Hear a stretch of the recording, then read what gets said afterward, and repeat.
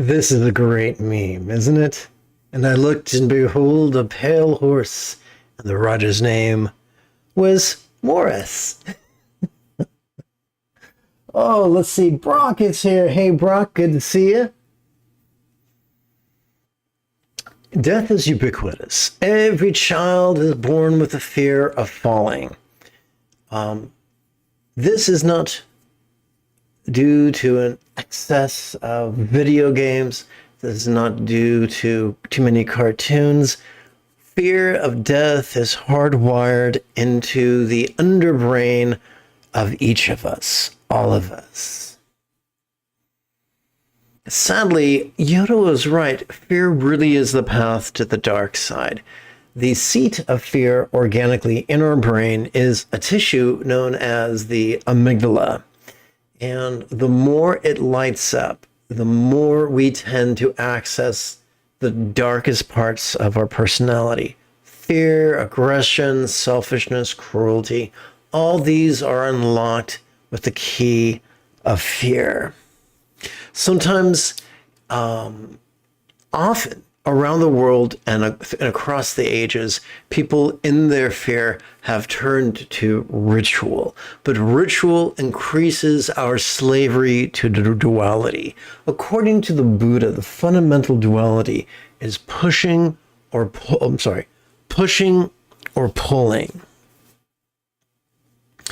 And ritual, regardless of the flavor of ritual, just reinforces our controlling tendencies. Approximately a century before the advent of the Buddha, Lao Tzu, author of the Tao Te Ching, taught us that rigidity and controlling tendencies paved the path of Yang, and in modern parlance, paved the path of Sith. And that being flexible and laid back paves the path of being like Qui-Gon Jinn. The Buddha taught that the most efficient way to ensure an auspicious rebirth, if there is such a thing as rebirth, was through love. The Dzogchen Lamas of Tibet teach that the highest love is spontaneous and uncontrived. The founder of Dzogchen, or Ati Yoga, known in Tibet as Gaurav Dorje, known in North India or Odinaya as Prahevajra, he taught that love is already wired into us. And this is in the early Iron Age that he taught this. And you know what?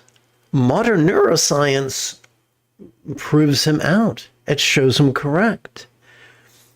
When we have a meditation practice which is healthy and therapeutic, consistent and regular, fMRI tests will show the fear center unlighting and the empathy center, the anterior cingulate gyrus, lighting up. This is the seat of empathy. This is the source of our highest love. When this is fed by mindfulness and meditation, our love is an impetus to centered spontaneity. Centered spontaneity is like a mighty river upon which the boats of choice and utterance and deed can flow. President Kennedy, a year or two before I was born, taught that a rising tide lifts all ships. Now, he was talking about capitalism. We all know how capitalism works out. But the tide of our loving, centered spontaneity will make our fondest dreams come true and will help us to be the person that our dog already thinks we are. Right now, I think it could be a great fun if together as a team we chanted the Wednesday evening passage of the first manual of Dzogchen, titled The Spaciousness of Vajrasattva. Oh, that's weird. Okay, so quick like a bunny.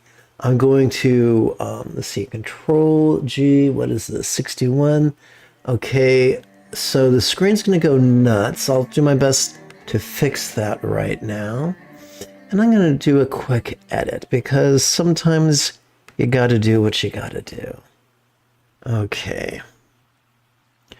So here we go. I'm going to hit copy, go to, and paste. Splendid. Okay. Whoops. So, it was composed by Gaurav Dorje, translated by Yeshe Dondon, and adapted as well as amplified by yours truly. Now, before we get going, allow me to remind you that if any point during this evening's live stream you have a specific question about Buddhist chanting, Buddhist meditation, Buddhist philosophy, or their application, simply type your question in great detail in the chat window. If you're using a laptop or a desktop, that'll be on the right, and if you're on a smartphone, that could be down below.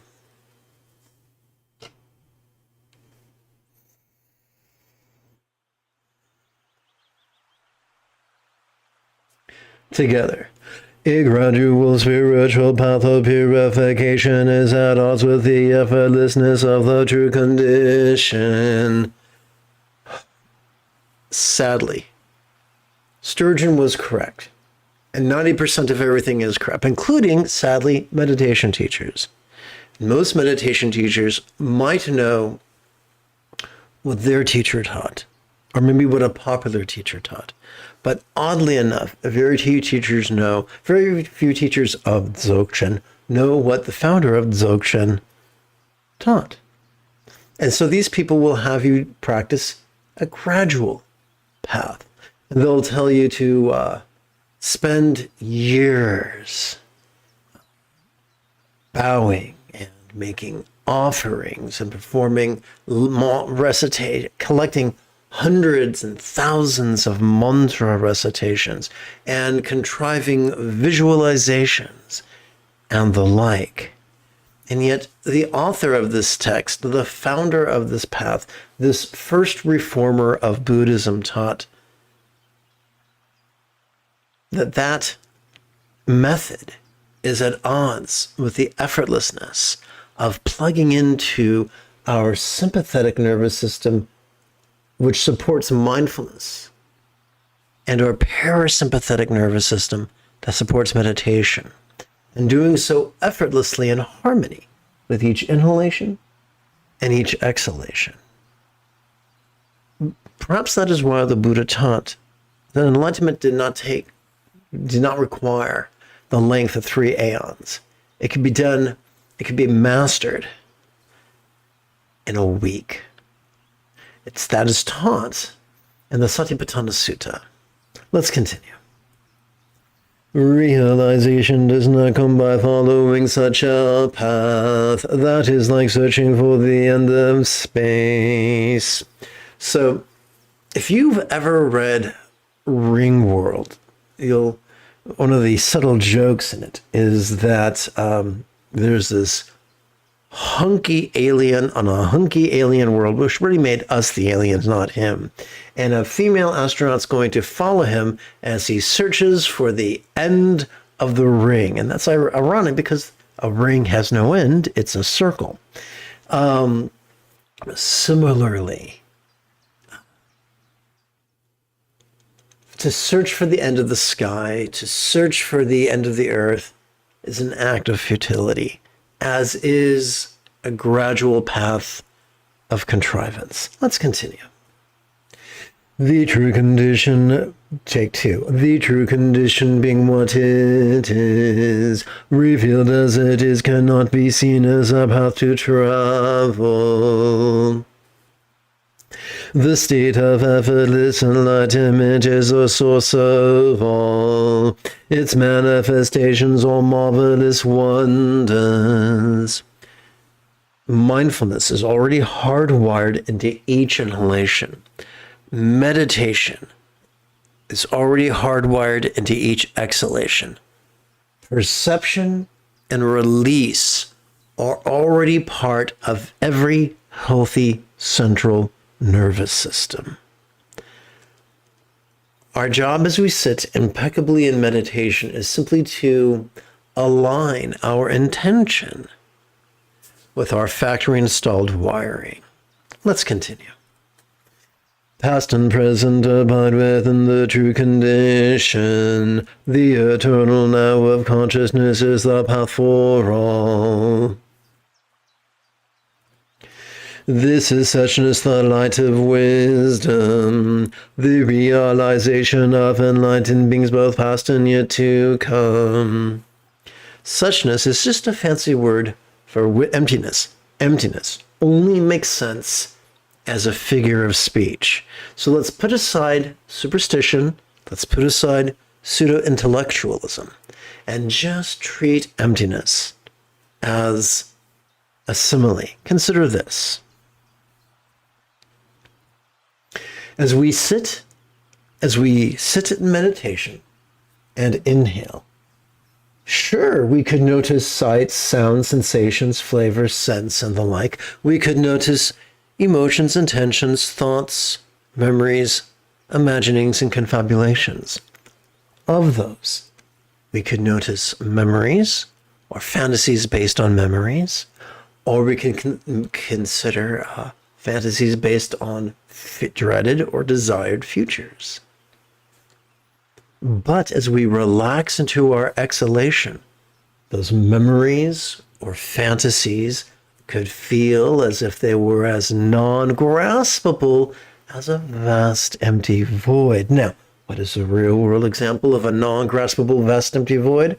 How about the illusion of the infinite azure sky on a bright and beautiful cloudless morn, which, although could be tantalizing to the eye, is non-graspable to the hand? That's it. Mystery solved. Emptiness is just a metaphor describing the experience latent within each exhalation. Every inhalation we notice new stuff. Every exhalation we let go of that stuff, at least in part. Let's continue. This living presence is the universal way, the moon and its reflection on water or non-dual.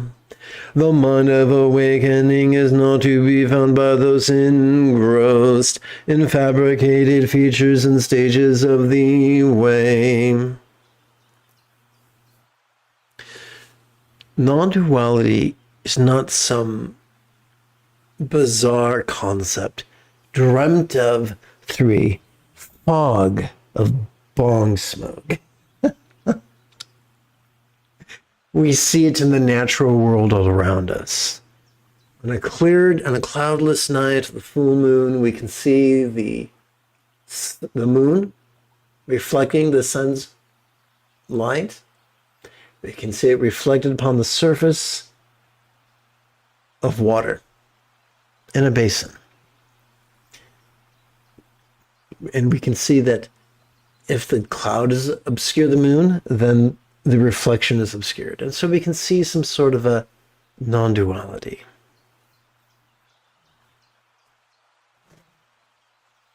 Why, thank you, Brock. So non-duality is all around us. And once again, non-duality, like emptiness, is a figure of speech. When we say that as we breathe in, we could notice chocolate, and we can notice doggy dew, and they are distinctly different. But as we exhale, we could perceive that both are equally subject to us letting go of their concept. Does that mean they don't really exist? No, we will perceive them again during the next inhalation, and we will let go of them again during the next exhalation. And so we could say that Darth Vader and Obi-Wan Kenobi were two distinctly different individuals. After all, they did have several duels. But as we exhale, they are of the same taste. What is that taste? non-graspability. And this, sadly, is the decoding of Buddhism.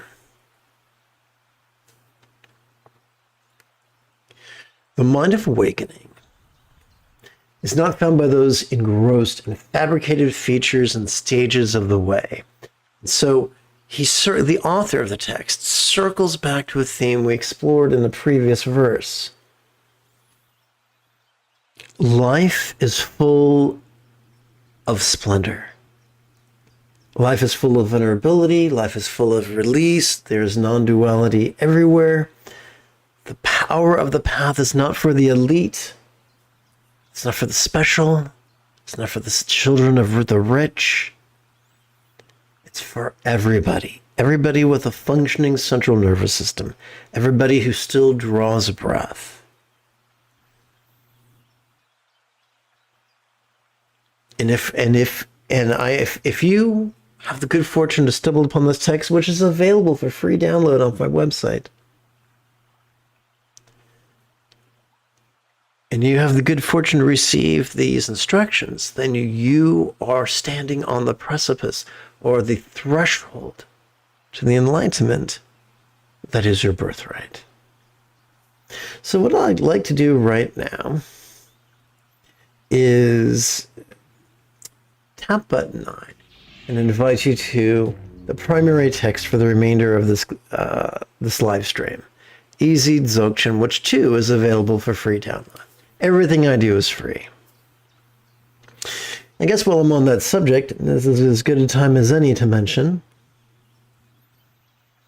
this is the Lama Jigme Gyatso of the Buddha Joy Meditation School. Welcome to Meditate Like a Jedi, which is made possible due to the generosity of viewers just like you. Okay, housekeeping taken care of. Now let's chant. Let's chant let's perform a recitation of empathetic bodhicitta and enthusiastic refuge. We'll begin with a triplet chant. May I liberate all beings from the tyranny of hating, craving, and clinging by relying on the Buddha's example and instructions and students. Now we take a more metaphoric view. May I liberate all beings by relying on the three jewels.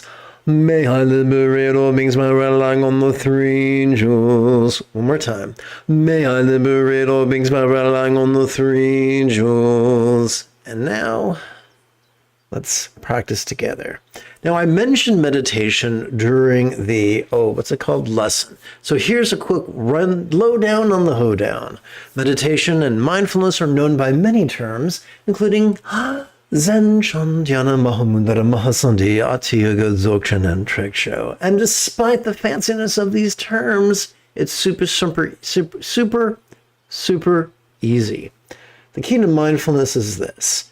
During each inhalation, we are not wired to actively concentrate, but we are wired to perceive, vulnerably, passively, viscerally, and randomly due to our sympathetic nervous system.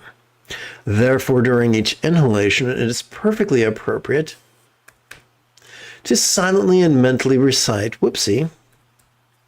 this. The key to meditation is the opposite. During each exhalation, we are wired for physical relaxation as well as mental release due to the magic of our parasympathetic nervous system ensconced within our spinal cord.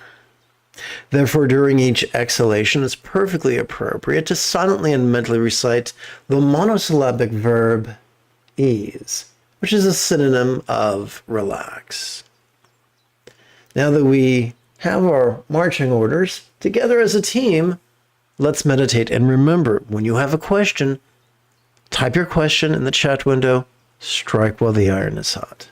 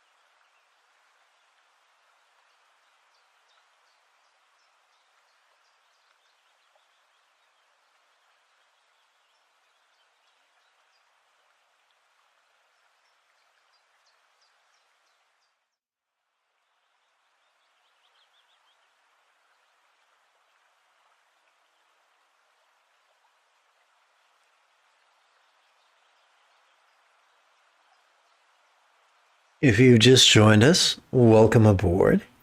If you were looking for the lesson, it's the beginning of the live stream, so you might want to drag the indicator bar all the way to the left.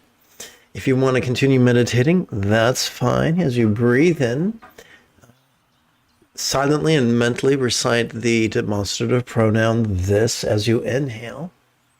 And as you exhale, silently and mentally recite the verb ease. Noticing and relaxing in harmony with our inhalation and exhalation are the essence of mindfulness and meditation.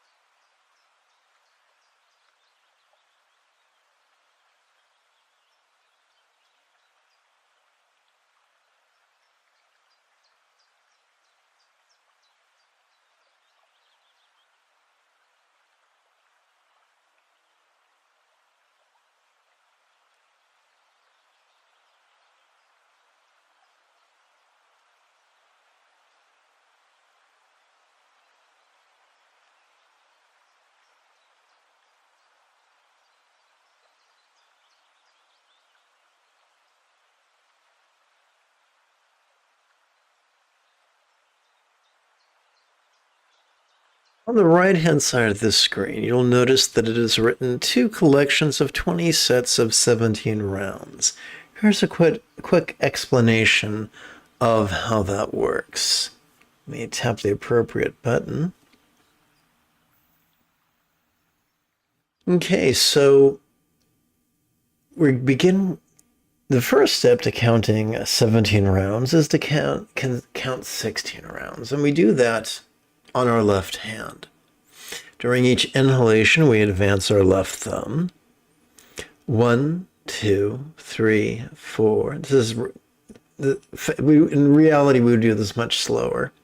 5, 6, 7, 8, 9, 10, 11, 12, 13, 14, 15, 16. How do we get to 17? Simple. Before we begin counting on our left little finger, our right hand does double duty. Not only does it count the sets of rounds, but it counts the 17th round. So by touching the tip of the right little finger to the great knuckle of the base of our left little finger, by putting these in our lap, we've got 1. And now we count 2, 3, 4, 5, 6, 7, 8, 9, 10, 11, 12, 13, 14, 15, 16, 17. During our next round, we would touch the tip of our right thumb to the crease at the base of its right little finger. And that would be counting our second set, but also our first round. 1, 2, 3, 4, 5, 6, 7, 8, 9, 10, 11, 12, 13, 14, 15, 16, 17. As you've probably guessed by now, we will count our third round on our second set of creases. We will count our fourth set of rounds on our third set of creases. And we get very fancy now. When we come to the fifth set of creases, we slide the thumb between the pinky tip and the pinky knuckle. So this is really lame and ungainly. And if you don't get it perfectly the first time, dude, that is totally understandable. But if you persist with it twice a day, for about a week or so, it'll be effortless. You might ask, well, why not use a mala? Why not use a smartphone? Why not use a fancy schmancy timer? Because we're living in weird times. And malas can be confiscated. Smartphones can be stolen. It's very rare that our fingers can be stolen. And so it's very, very nice to be able to practice with a minimum of tchotchkes, without any accoutrement. There's a certain freedom in that. To paraphrase Ringo Starr, a healthy meditation practice is something that no one can take away from you, unless you're burdened with trappings. Wrong button. Let's try 9.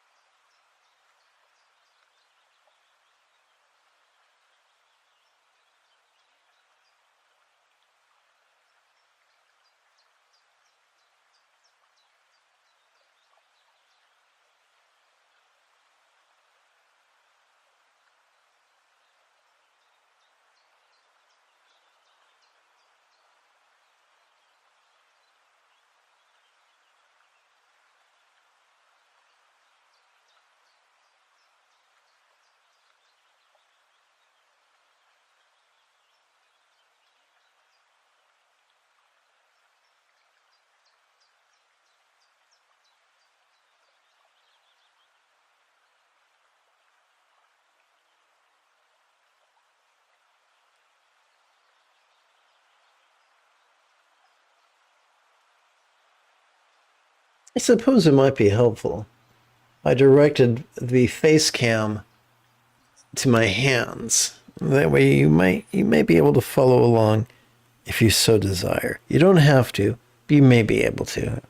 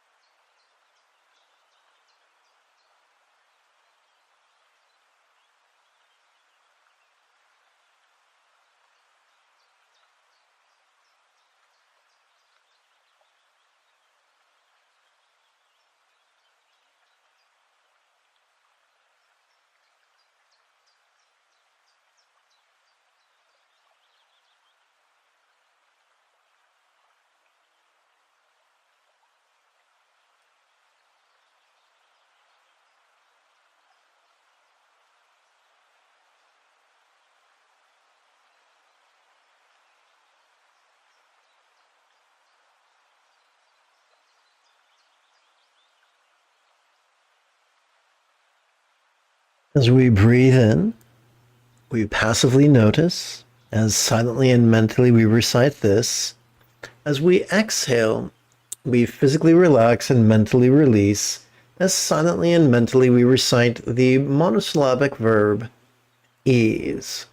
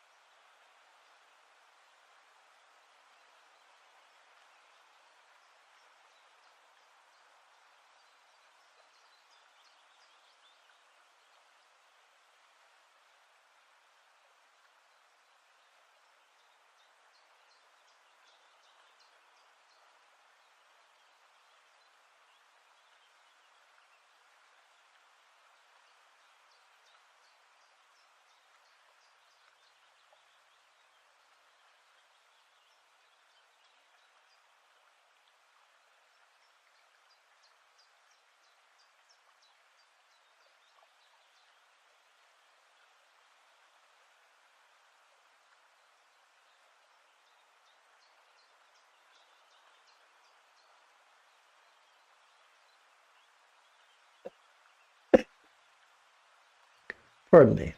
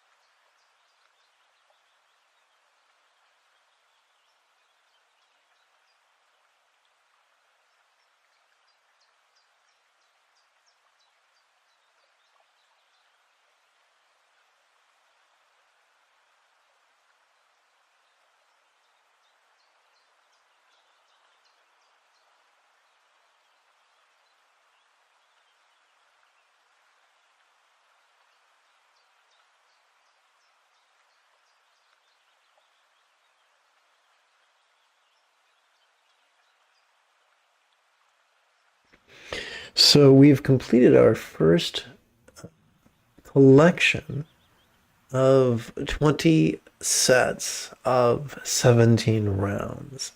We're now going to start our second collection. Now, we're counting upon the lower set of knuckles on our left hand. So now we're moving up to our second set of knuckles. We're going to begin once again with our right little finger.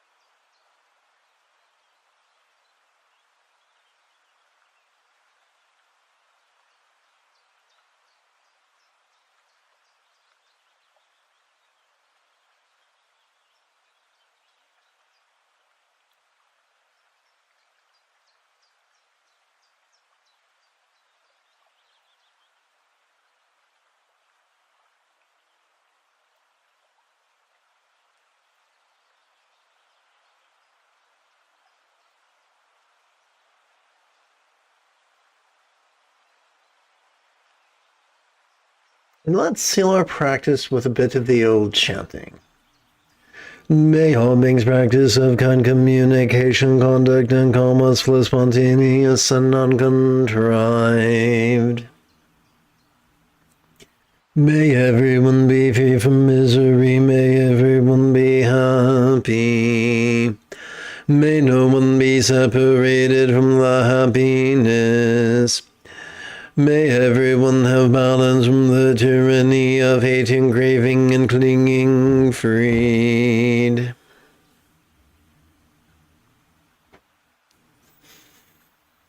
If you feel that I have earned it, you could give this a thumbs up, and you could even help support this channel on Patreon. In approximately 11 hours, I would very much like to return to lead tomorrow. That's my unique spelling. Tomorrow's early morning meditation class and practice. Until then,